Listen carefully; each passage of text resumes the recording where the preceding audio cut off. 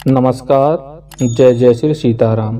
तो मित्रों, आप सुन रहे हैं कार्तिक महात्म्य की कथाएं, जिसमें आपने अभी तक अध्याय 1 से लेकर अध्याय 32 तक की कथानक को सुना।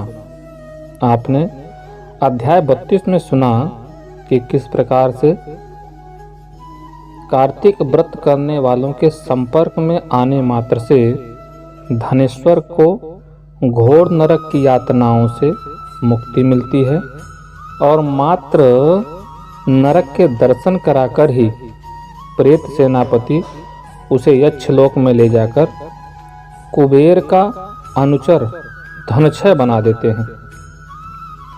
इस पूरी कथा को आप पिछले वीडियो में सुन सकते हैं। अब हम सुनेंगे कार्तिक महात्म्य अध्याय 33 की कथानक को। श्री सूत जी ने कहा, इस प्रकार अपनी अत्यंत प्रिय सत्यभामा को कथा सुनाकर भगवान श्री कृष्ण संध्योपासना करने के लिए माता के घर में गए। यह कार्तिक मास का व्रत भगवान विष्णु को अति प्रिय है तथा भक्ति प्रदान करने वाला है। रात्रि जागरण, प्रातः काल का स्नान, तुलसी वट सिंचन, उद्यापन और दीपदान, यह 5 कर्म भगवान विष्णु को प्रसन्न करने वाले हैं, इसीलिए इनका पालन अवश्य करना चाहिए। ऋषि बोले, भगवान विष्णु को प्रिय, अधिक फल की प्राप्ति कराने वाले, शरीर के प्रत्येक अंग को प्रसन्न करने वाले कार्तिक महात्म्य आपने हमें बताया। यह मोक्ष की कामना करने वालों अथवा भोग की इच्छा रखने वाले मनुष्यों को यह व्रत अवश्य करना चाहिए। इसके अतिरिक्त हम आपसे एक बात पूछना चाहते हैं कि यदि कार्तिक मास का व्रत करने वाला मनुष्य किसी संकट में फंस जाए, या वह किसी वन में हो, या व्रती किसी रोग से ग्रस्त हो जाए, तो उस मनुष्य को कार्तिक व्रत को किस प्रकार करना चाहिए? क्योंकि कार्तिक व्रत भगवान विष्णु को अत्यंत प्रिय है और इसे करने से मुक्ति एवं भक्ति प्राप्त होती है, इसीलिए इसे छोड़ना नहीं चाहिए। श्री सूत जी ने इसका उत्तर देते हुए कहा, यदि कार्तिक का व्रत करने वाला मनुष्य किसी संकट में फंस जाए तो वह हिम्मत करके भगवान शंकर या भगवान विष्णु के मंदिर जो भी पास हो उसमें जाकर रात्रि जागरण करे।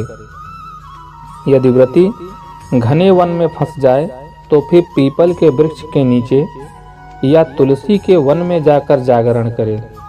भगवान विष्णु की प्रतिमा के सामने बैठकर विष्णु जी का कीर्तन करे। ऐसा करने से सहस्त्रों गायों के दान के समान फल की प्राप्ति होती है। जो मनुष्य विष्णु जी के कीर्तन में बाजा बजाता है उसे वाजपेय यज्ञ के समान फल की प्राप्ति होती है, और हरि कीर्तन में नृत्य करने वाले मनुष्य को सभी तीर्थों में स्नान करने का फल प्राप्त होता है। किसी संकट के समय या रोगी हो जाने और जल न मिल पाने की स्थिति में केवल भगवान विष्णु के नाम मात्र से मार्जन ही कर लें। यदि उद्यापन न कर सकें तो व्रत की पूर्ति के लिए केवल ब्राह्मणों के प्रसन्न होने के कारण विष्णु जी प्रसन्न रहते हैं। यदि मनुष्य दीपदान करने में असमर्थ हो तो दूसरे के दीप की वायु आदि से भली भांति रक्षा करे।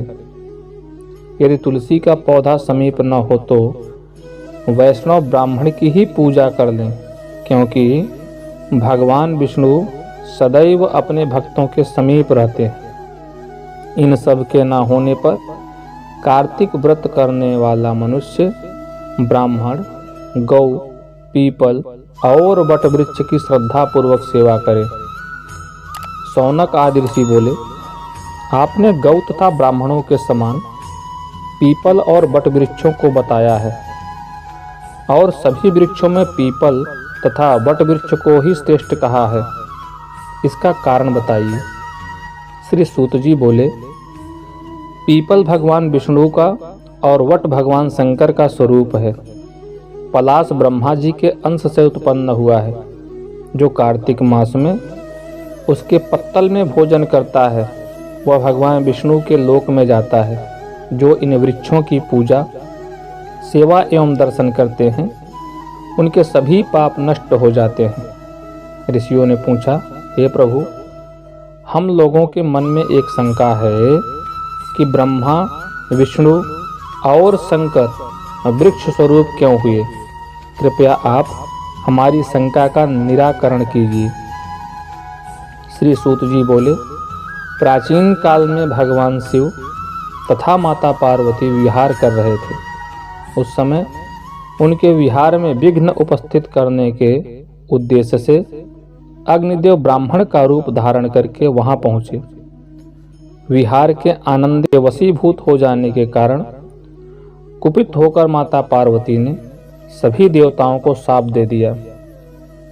माता पार्वती ने कहा, हे देवताओं, विषय सुख से कीट पतंगे तक अनभिज्ञ नहीं है।